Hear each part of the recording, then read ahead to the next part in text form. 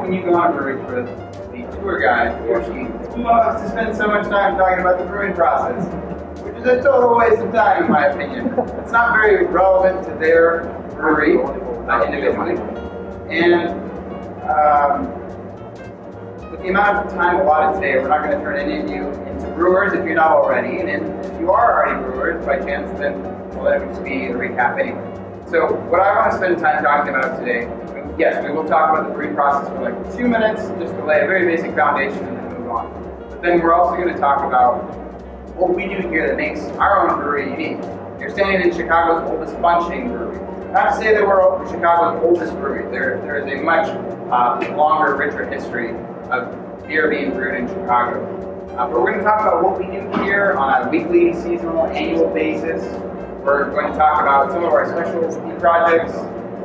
Most definitely talk about our barrel-aged beers. Let me just implant this idea now. If you have questions, feel free to ask. I know it's incredibly intimidating to ask questions over a group of people you'll never see again.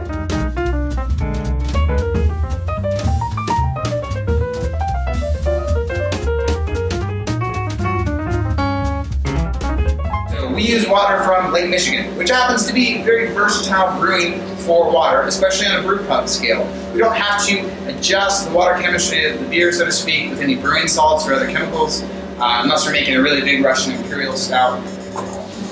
We like to use 12 and 18-year-old live craig barrels, and then they empty it, and there might be some booze in the bottom. We don't check, we just assume that they have all been emptied properly, and then we pour beer on top of it.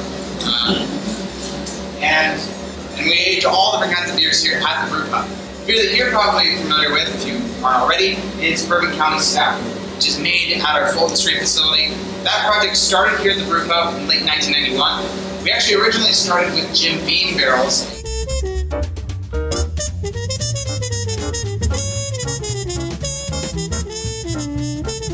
And my one main ingredient or advice is to smell everything before you taste it. We tend to drink with our eyes, which is not the worst thing in the world, but not all dark beers are going to be 11% in yellow glass, and not all lagers are going to be yellow.